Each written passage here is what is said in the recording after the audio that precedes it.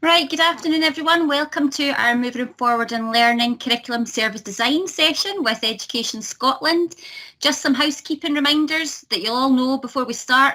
We are recording this session, which isn't a reason to switch off your camera and your microphone, but if you could do so, that would be great during the presentation. Feel free to use the chat function or any questions and any comments that you have. And as the session is recorded, as we said, it means an opportunity for people that can't make it can have a look at it another time. So let me introduce our Education Scotland colleagues who have kindly taken the time to lead this session today. We have Elizabeth McGuire, Senior Education Officer of Curriculum Innovation Team, and we have Matt Thompson, Education Officer, who has a STEM responsibility along with representing the Forth Valley and West Lothian Collaborative. And Ian, as you've mentioned, Mary is doing the technical side of things. He's the Spielberg for today, so thanks to Ian for doing all that technical manoeuvres, thanks. The session planned this afternoon is to enhance the work of our Moving Forward and Learning skills and curriculum work streams. Using the fresh narrative, the focus on the 4 capacities, the context for learning, and our West Lothian agile approach to this is an opportunity to work with Education Scotland, which will provide us with, hopefully, a robust toolkit to make real transformational change to our curriculum.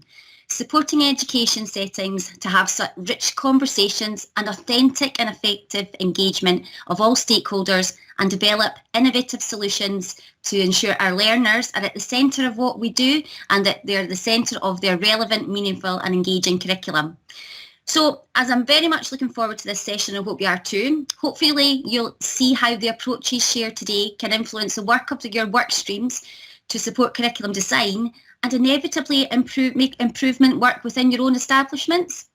So without further ado, then I'll pass over to Elizabeth, and remember to use that chat function if you want any questions or comments. Thanks, Elizabeth.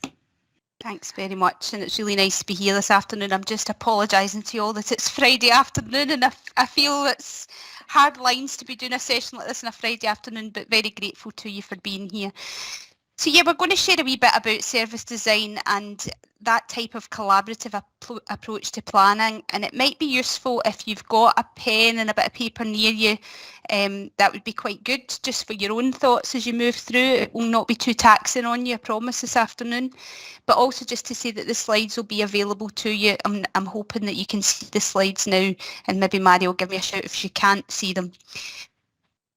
As has been said, the session is going to be recorded, but please don't let that stop you from chipping in, because it probably will just be a recording that will be used internally anyway, so please don't worry about that, but also make use of the chat if you think there are things that you want to ask or know a wee bit more about, and I'm sure Mary will monitor that for me. So before we start getting into, I suppose, what service design really is about, I'm going to ask you just to consider in your own head a few provocation questions. You don't really need to answer them at all. You might want to jot down some answers if you think so, but they're really just to get you thinking about how you plan and plan for anything really, I suppose, within your professional life.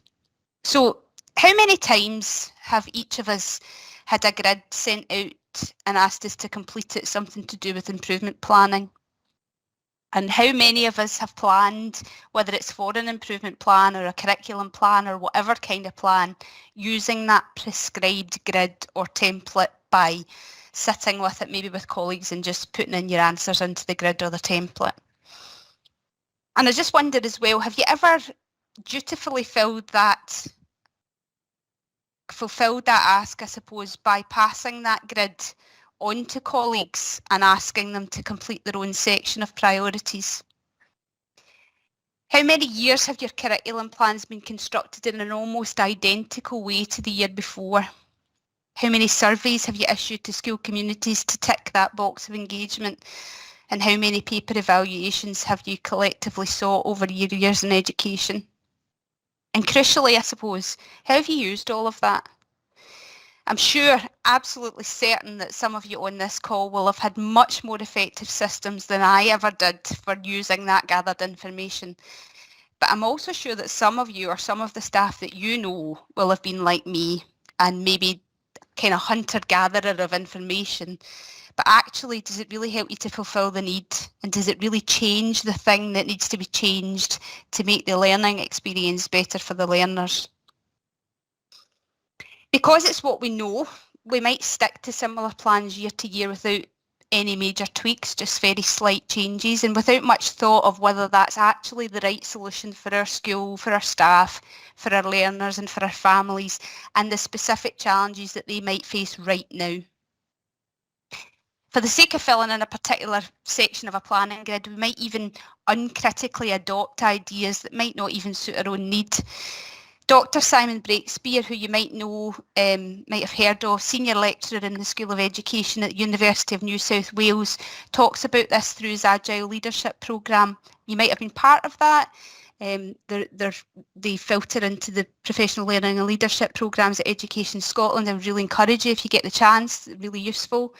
He talks about that uncritical adoption of ideas, and he talks about, the bot packages. How often do we chase after, for example, the bot package? And do we do that because it's right for our context, or just because we uncritically adopt what other people do because they must do it right, because we respect them, or because their school's running really well? And he asked the question, are you completing the template or are you fulfilling the need?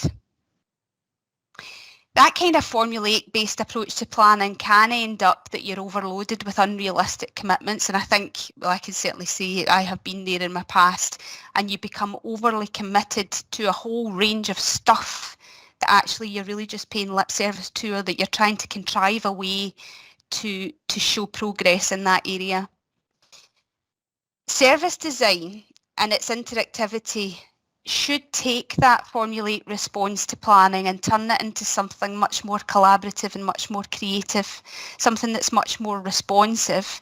And if you let it and the conditions are right, it can be something that's a wee bit fun and a bit different from your kind of grid format.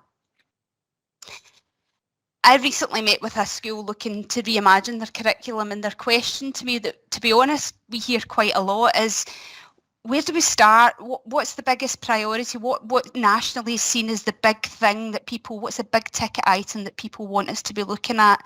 And they'll rhyme off, and we'll talk about play and outdoor learning and IDL and literacy and numeracy and health and well-being, etc., etc., etc. And it's overwhelming. And it can lead to that kind of scattergun approach to curriculum rather than a real focus on what are the specific needs of these learners who are right in front of me right now. The service design process should take you from what Simon Breakspear calls strategic confusion of what is the priority that I'm supposed to be working on, to having a real clarity about what's the right move for your people at this particular moment.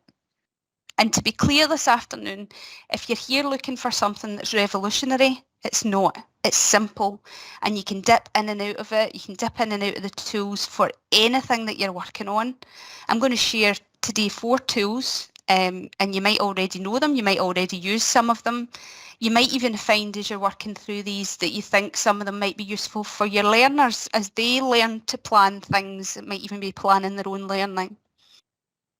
So to cut to the chase, what is service design? Okay, so it really helps you get into the head of your users and to know what they think and the things that cause them particular issue.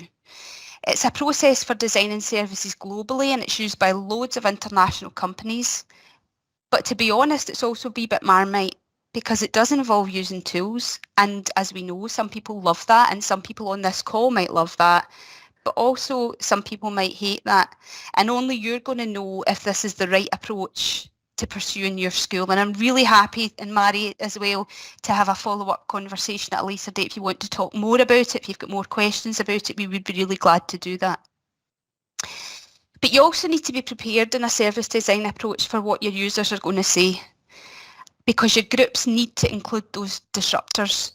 And we've all maybe been there in the past where we have wanted to adopt an approach quickly, and therefore we've gone for people who think like us. But the purpose of service design is that it can't be like that. It has to be the people who are really going to challenge your thinking. But you also need to be prepared for the solutions that might be arrived at through the process, because they might not be what you thought you needed, and they might also be quite far removed from what you consider to be traditional. But that's the whole point. It's about innovative and creative ways of doing things. Nothing's off the table. Blue sky thinking is really encouraged. And while I don't underestimate the challenges by any measure or means that you have faced over the past 2 years and that you continue to face on a daily basis, and I say that as a mum with 2 children who've had COVID in the past week or two, but if the past 2 years and everything that young people and teachers have been through haven't given us license to do things a wee bit differently, what will? I personally see this as being a real moment, a real tipping point for if you were sitting on the cusp and thinking, I want to do things differently, but I'm hitting my head against a brick wall. There's a great opportunity here, and many of us know that. A big selling point for me about service design is that where other methods of data collection might need to be sifted through over a period of time, like the stuff that we talked about at the beginning, service design lets you synthesize information as part of that process just there and then. And I think that's a really big selling point for schools. And it's already changed the practice of a range of schools across the country. And I'll talk a wee bit about some of those as we move through. But examples of that would be Calder Glen High School in South Lanarkshire talk about how it's really revolutionised their curriculum and their curriculum offer for their learners. Dice Primary in Aberdeen City talk about how it's really revolutionised their outdoor learning and their play-based approaches. And there are many more. West Lothian Inclusion and Wellbeing Service, not too far along the road from you, I'm sure, talk about how it's really helped them to have a bespoke curriculum offer for their specific type of learner. So it is a process that's working for lots of people, and I suppose that's why I think some of it might be worth sharing today. So the double diamond diagram that you should see on the screen now is a guide through that process that's been developed by the Design Council, and you'll see their email address down the bottom. That's quite an interesting website to have a look at if you have time, or if you have a member of staff who might be quite interested in this. There are videos, there are provocations, so well worth a look. And you'll see the design principles at the top. So it's a people-centred approach, not paperwork, we've said that. At its core is communication in a range of ways, and it's about designing services with people who use them, not for them. So you're continually adapting to what you're told by your users. And when you think about the agile learning commitment across West Lothian, these principles of service design match so well, continually questioning your values, being relevant and staying relevant, building relationships in the community and with colleagues, being courageous, being innovative. So as we begin the double diamond process, you'll see over on the left segment, the first of those diamonds. Importantly, to the left of that, it begins with a challenge. What is the problem that you have? So to give a few examples of challenges that other educators have used service design tools for, a primary example, I've spoken a wee bit there about we need to do more outdoor learning, but we're not really sure how. Additional support needs. We need a more bespoke curriculum for our learners. Secondary school, we're having behavioural issues with a particular cohort of our learners. So I'm just going to stop there for 1 minute, and I'm going to set a timer for a minute to give you a wee bit of thinking time. What might be the challenge that you bring with you today? And it might be that you don't have one, which would be fabulous. But what are the things that you're grappling with just now? And I'm going to give you just a minute to jot down a few ideas. You're not going to share these, don't worry. Just 1 minute. So hold that challenge in your head throughout this process and think about how you might use the tools that we're going to share to explore that challenge a wee bit more. So the first part of the process is the discovery phase over on the left-hand side of the diamond, and this is where you're trying to gather information about your challenge. So how do you do that? So if you want to walk away with ideas without the gathering that we talked about before, so without all the paperwork, the grids, etc. that we talked about before, the best way to do that in a service design approach is to have your users represented at the table. Gather together representatives from everyone who has a stake in that challenge that you're talking about and give them a voice. And that might be the learner, might be the teacher, might be the family, it might be the community. And when rules allow, you could do that in person, or you can do it virtually as well. We did some virtual sessions with the Service Design Academy, and we used a Teams call and we used a Miro board to collect thoughts. Now, I'm not saying that that's easy and it takes a bit of training, etc., but there are ways to do it digitally as well. But equally, you could do it in-house, and we'll come on to some of that later as well. If you don't feel ready to bring together a cross-community group, you could maybe gather some vox pops and use them as provocations, and maybe even your learners could gather some of those for you from your local community or from your parents or from your teaching staff, etc. If you're feeling really adventurous in this discovery phase, you could take an empathy walk, and lots of people I know already use this. But there's a great example of that from a primary school in Glasgow who were looking at community co-design of curriculum, and they did a staff empathy walk around their local area to really see their local context. What were the learning opportunities? What were the networks they could tap into? What were the problems and how were they reflected in their curriculum offer? What will come out of this segment, this section, may be more questions than answers. It's not a clean process. Design is really messy. But it's good messy because it gives you that cross-fertilisation of ideas and causing you to challenge that traditional thinking. So if we move on to the second section of this, the define segment, at that stage we're really trying to hone in on what the problem actually is. We're not jumping to solutions.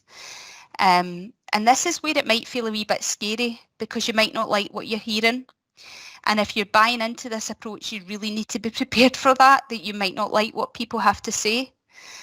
The discovery phase will have generated a lot of ideas and questions and thoughts. You now need to ask people to synthesize some of that information. Do these thoughts and questions sit in different themes? Do they sit in different categories? They probably do. So you begin in this stage to map out those themes, and then you begin to collaboratively prioritise them. What do the group agree are the most important elements? And I hope you can see how by using this process, everyone's voice is heard and there's power in that collective voice. So you as the leader aren't deciding the next move. The power is fully with the community co-design group. So I'm going to show you some tools just now, very basic tools that could help you move through the discovery and define sections. And in a few minutes, I'm going to ask Mary to put you in breakout rooms to try these. So the first is an old favourite you'll all have used, I'm sure. If you've brought together a stakeholder group, and remember you've got to have included your disruptors in that, you could give them a theme and ask them to bring along an artefact to describe their feelings. So to explain this a wee bit, this was done really successfully with the Learner Pathways group of the NOTOSH sessions that we undertook in 2020. So the group were asked to bring something that represented their curriculum offer. And the first thing that they did when they went into their groups was to share what they had brought and why they had brought it. So some people brought a photograph, some people brought a timetable. It's just a way in. It gets people talking. So that's quite a good way, quite a creative way in if you think that the people that you're working with would be quite responsive to that. Or you could do what I'm going to do today, which is to offer a provocation, a question or a video or a piece of writing. And there are some great provocations out there, and we'll be happy to direct you to some of those if you would like to kind of think about that. So it might be a question, it might be one that came out of the NOTOSH series was how do we help learners to be well as to learn well? Others that we've had, Galashiels Academy talk about, why are this particular cohort of young people causing us more issue than all of the others within their year group. So you can start to use that as a provocation. So I want you just to take another wee minute just now and to think back to your challenge, the thing that you think that you're facing, and to think about, is there a provocation question that you could use that's associated with that, and jot it down. And I'm going to give you just 30 seconds to do that just now.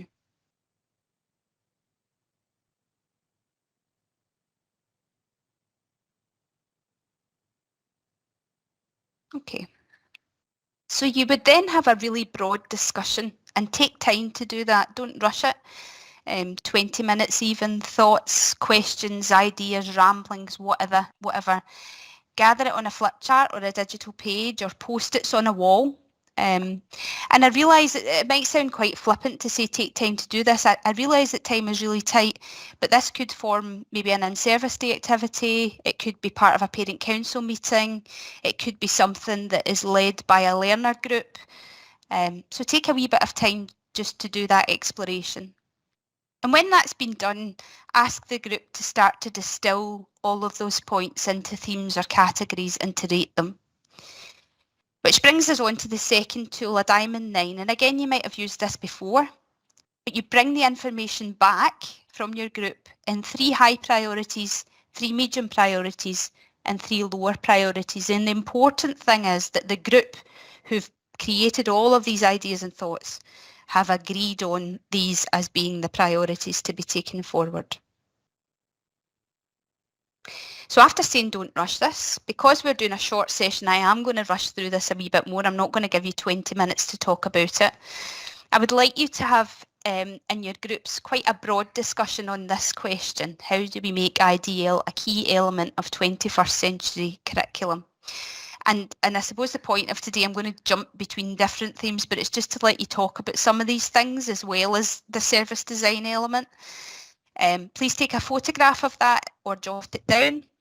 And I'm going to ask Mary to put you into random groups, and I'd like you to discuss this for about 7 minutes and then to spend about 7 minutes agreeing on the top 3 priorities. We're not doing the whole 9 of them, we're just going to look at the top 3.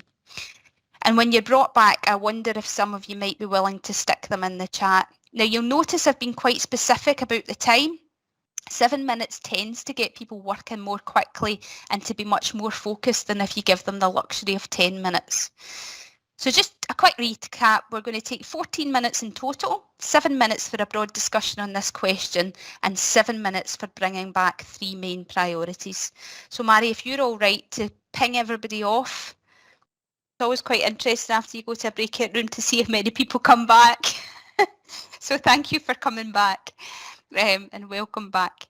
If you feel able to do that, that was a really short space of time to do that activity, but if you feel able to stick any of those priorities in the chat, please do that. Or, and I know that we're being filmed, but if you've got any comments that you would like to make, you would be most welcome to come in and say that. Or if you want to say anything in the chat about the idea of the provocation brainstorm followed by a Diamond 9, if you think that that's something you could use for your own future challenges, please just stick that in the chat too. So, Mary, you can maybe just keep a wee eye on that for me and bring anything in if there's people who want to. We're just about to move on to the next stage of the design process, which is the development stage. And if I just show you the Diamond 9 again so that you kind of remember where we are. So we've just kind of done the discovery very quickly and the define very quickly, and we're moving through into this development section. So the point of this really is developing ideas and solutions to the priorities that you've just arrived at. Dundee and Angus College deliver a Service Design Personal Development Award digitally. And if you walk away from this and there's a wee element that you think, oh, I'm quite interested in that, it's definitely worth pursuing that with them. It's a really good course. I've done it myself. Colleagues have done elements of it as well. This next tool, the Lotus Blossom, is their take. Theirs is called the Sunflower. It's their take on the Lotus Blossom, which is a tool by Phil Delalong. The point of this tool is that it lets you go a wee bit deeper into some of those priorities. So the Sunflower asks you to take one of the priorities from earlier and to work with your group. So you're still with your group, you're still doing it on the same day, and to consider solutions to that. So if, for example, one of the priorities that you raised through the IDL question was something like we need to better link literacy and numeracy with other areas of the curriculum. You would stick that in the middle of this grid, this pink flower. That would be the post-it note that you would put in there. And the group would then work to think of 8 ways that this could be improved upon or done more effectively. So you're solutionising. Instead of focusing on the issue and the problem, you're working as a collaborative group to think about what are the solutions to this, how do we get better at this. If you've got several groups, so say for example you did it as part of an in-service day and you had maybe 3 groups of 8, you could have the 3 groups working on different priorities and you could rotate them so that you're adding more ideas each time and getting that kind of cross-fertilisation of ideas. Or if you have a question and you've solutionised round here and one of the solutions is a wee nugget of gold and you think, you know, that would be brilliant, but we need to do a bit more thinking on that, you could take that and put it in the middle of a sunflower and ask people to ideate more solutions of how you go a wee bit deeper into that theme as well.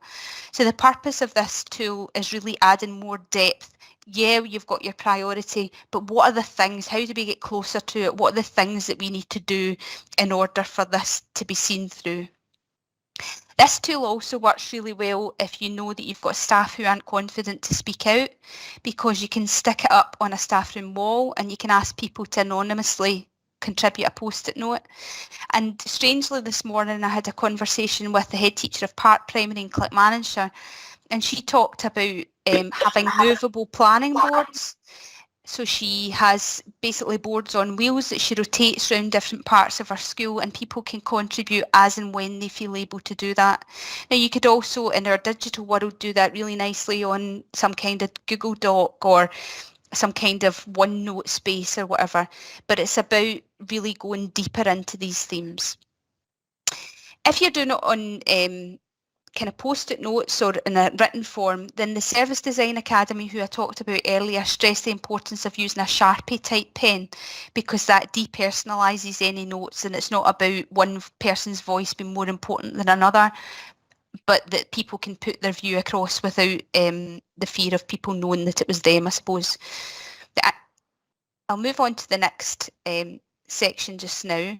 And this is going to be a wee bit back and forward, but I'm going to ask you shortly to go back into your groups.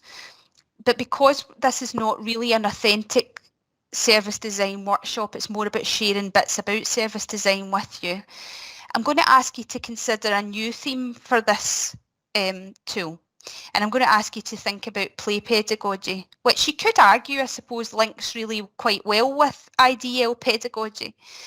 So the question that I'm asking you is, we need to increase opportunities for a play-based approach in our primary setting, hypothetical.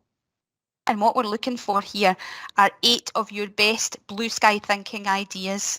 And remember, that's the point. It's to be the things that are outside the box, the things that you know that you would normally straight away disregard. What are your really blue sky thinking approaches to increasing play pedagogy across a primary setting? So again, I'm going to give you 7 minutes to do this, which is not a long time. And if you can come back with, if you're able to come back with your 8 ideas, that would be brilliant. So Mari, can I ask you if you could ping the groups back to Narnia? Certainly, Elizabeth, and we're just looking for the same groups again. Same groups in just 7 minutes. I think what we'll do, because we're being recorded, we usually would stop after each of these tools and kind of ask for feedback. But I think what we'll do is I've got one more to share with you and a wee recap, and then we can have the kind of Q&A discussion if you like.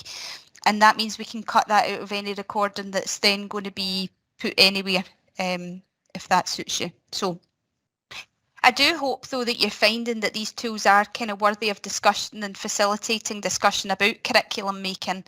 But I hope you also can see that they're not rocket science, and that, you know, it is part of a process. So one tool should lead quite neatly into the other tool. This final one is a Service Design Academy tool, and it takes some of the solutions you've looked at in the Lotus Blossom and starts to break these into different planning sections. And I don't know if you're going to be able to read the text, so I'll read it to you, the kind of key points of it. So one of the segments there of this planning piece is, what can you do now? What are your quick wins that you can get away with? What are the time considerations, maybe over a longer period of time? And you might want to look at that kind of, you know, short-term, medium-term, long-term change. What are you looking for? Maybe if you're working with groups of learners, this next one is more appropriate. What would make this the best thing ever? What are you hoping to get out of it? And what are the things that you need access to? And that might be from your local authority, it might be from Education Scotland, it might be from your families or your local community. What are the things that the group agree that are necessary for this to be seen through? And what are the likely barriers? And if you have likely barriers, there are other tools that we can share with you that are about exploring those barriers in more depth. So one example would be a problem tree, where you look at the problem and you look at the effect if you don't solve the problem, and you look at how you go about solving that problem. So there are lots of different tools for different purposes in service design as well.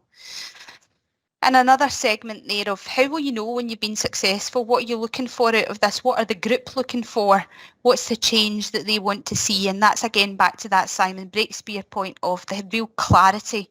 You know, what is the strategic clarity? What are you trying to achieve for your groups of learners? So I'm not going to put you into groups for this one. I'm just going to leave you to consider it. And it could also be that this is the point, you know, where your original planning grid comes back into being, the one that you have to submit to whoever it is that you have to submit it to. You might then take the information from this and kind of transport it back into that. But the key point is you've not done your planning on that grid. You've had that really blue sky thinking about it, and now you're moving back to the grid or to whatever way you want to present that. So you've defined the problem, you've solutionised the problem, and then you're able to go back to whatever kind of planning model you would want to after that. So to just do a really quick recap on the process we've talked about this afternoon, you begin with that challenge, that's really important, and you bring a group together with your disruptors, with everybody who is a user of that service that the challenge relates to, and you maybe use a provocation and a brainstorming tool.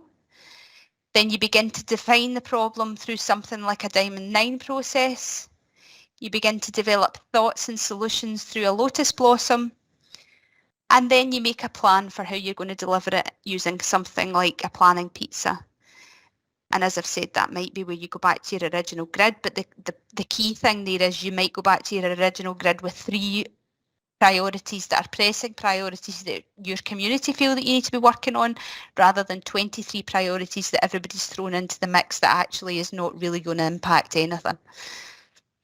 Crucially in service design, you'll notice there's the wee bubble at the end that's outcome. You need an outcome. It can't just be talking for talking's sake. It's not just about having these conversations as part of an in-service day and then everybody walks away and goes back to how they were doing things in the past. It's about real change and implementing real change. And, you know, it goes without saying, and you know this, but if you're bringing people along to this type of approach, if you're asking people, it's the same as, you know, if you ask learners for their views, they need to see the change that they're asking for, or else, you know, what's the point? And that can be demoralising as well and can do more harm than good. There are millions of service design tools out there. Most of them are open source. And if you like this type of approach and are quite interested in it, you can even just Google service design tools and hundreds of thousands of them come up. I've shared 4 very basic tools with you to just get you going if you're interested in it. And I'd love to know if you think that you would find them useful. More than that, I'd love to know if you go away and use them and they've been successful, because that's then something that we can share with more people of that type of approach. So please, you know, if you are interested, do get in touch. Thank you from myself and Katrina and everyone here this afternoon, to Elizabeth and Mary for your time leading us through the session and for coordinating and organising it all. I think really Katrina and I will go back to our groups through moving forward and learning and look to see how we can take this approach forward. I have popped a form in the chat, so everybody who has joined us this afternoon, both Katrina and I would really appreciate if you took 5 minutes to fill in the evaluation form, and then we can gather in those responses and coordinate with Elizabeth and Mary around any possible next steps moving forward.